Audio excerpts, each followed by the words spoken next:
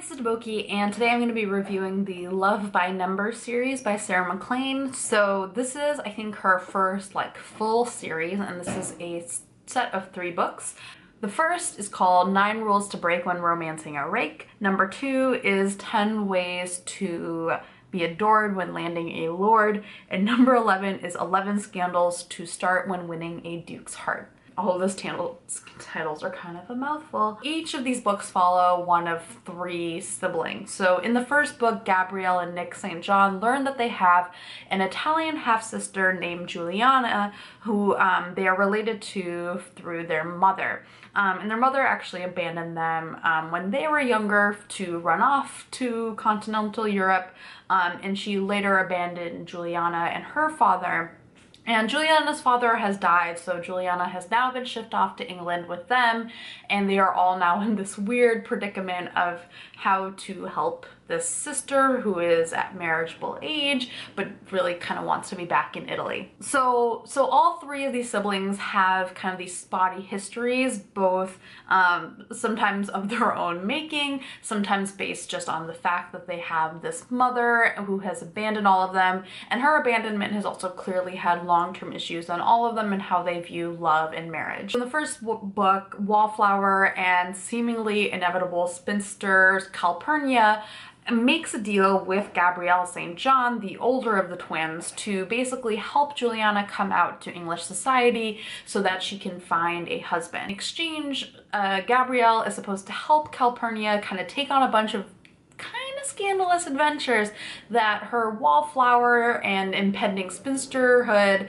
seem to have made impossible for her. Obviously, over the course of this whole exchange, they kind of fall in love. So in the second book, Nick St. John is escaping London society because he has been named as a lord to land, which has set a lot of women upon him. Fortunately, the arrogant Duke of Leighton is in search of his missing sister and sends Nick St. John after her. Nick ends up in Yorkshire, where he meets Isabel, the daughter of a dead earl who is kind of a waste of space, and Isabel is trying to save her secret women's shelter while sort of keeping Nick at bay so that he doesn't get too close to all of her secrets. So in the third book, Juliana is facing off against the arrogant Duke of Leighton, obsessed with maintaining his family's reputation, especially because he knows that they are about to suffer a huge scandal based on what has befallen his sister. Sarah MacLean, as I have mentioned, is one of my favorite romance authors. I've found her books this past year. I was not a huge Regency romance reader before that,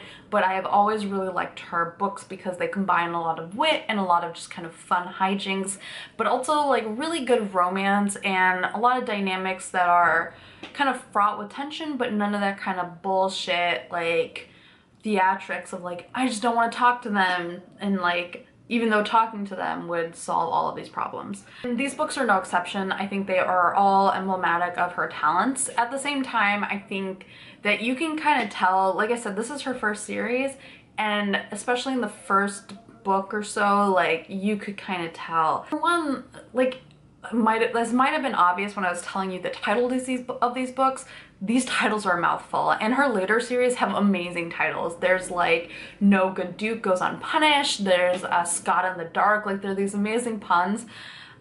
These titles are a mouthful. I get that they rhyme and that's kind of cute, but it makes them kind of frustrating. But that's kind of a minor thing, but a little bit more apparent when I was reading them. In 9 Rules, there's a lot of turgid nipples, which is a really weird, awkward description. Also in 9 Rules, every time the heroine and the hero kissed, every kiss was apparently different than the last one. I think this was said 2 or 3 times. They would kiss, and that kiss was different from all the kisses they had before. And then they would kiss again a chapter later, and that was different than all the kisses they had before. And 3 chapters later, they would kiss again, and then that was also different from all the kisses they had before. It's how many different ways can you kiss? And like I said, I love her books and I love her characters, but that was definitely a thing for me where it was I can see that her later books are maybe a little bit more solidly developed in some ways. 10 Ways to Be Adored felt a lot like one of the books in her second series, No Good Duke Goes Unpunished.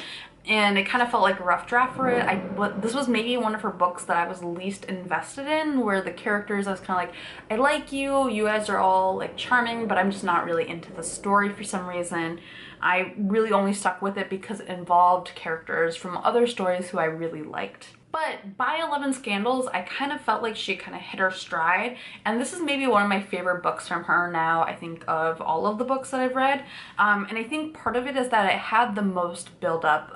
Juliana and the Duke of Leighton, their characters, they have been built up over the course of these 3 books, so that by the 3rd book you actually know what you're getting into, and you know what the dynamics between them is, and you understand why it's so complicated, even if the characters don't. And moreover, I think this book has the most kind of Pride and Prejudice sort of dynamic, where the Duke of Leighton is very much a Darcy-ish, arrogant asshole kind of character, and Juliana is sort of like Elizabeth Bennet, where her family ties are not the most respectable, and she's a little bit temperamental, and that dynamic of the two of them just really reminded me of, yeah, Pride and Prejudice. And I think that manifests not just in their initial contention, but also how they change over the course of the book and begin to understand each other. My favorite thing is that now that I've caught up in reading all of Sarah MacLean's series, I'm pretty sure, I love seeing how they all connect. So she has 3 series. This is the first one. This is the Love by Numbers series. The second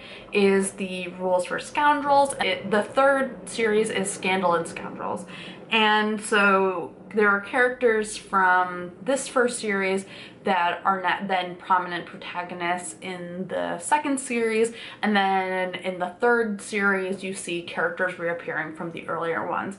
And I really love the world that she's built around them. There's a lot of payoff in terms of seeing how, like, for example, Georgiana, the Duke of Leighton's sister, she appears in this first series as this scandalized sister in her way, and she appears then again in the 2nd series as very much her own woman. I think if you're looking to read her books, you definitely don't need to read them in order. I started with the 2nd book in the 2nd series and kind of worked my way weirdly out from there. You don't need to you definitely don't need to start from the beginning and work your way through the end. You will be spoiled, but I definitely didn't feel like my enjoyment was ruined by being spoiled. So unless you're really, really, really like a stickler about that, it shouldn't be a problem.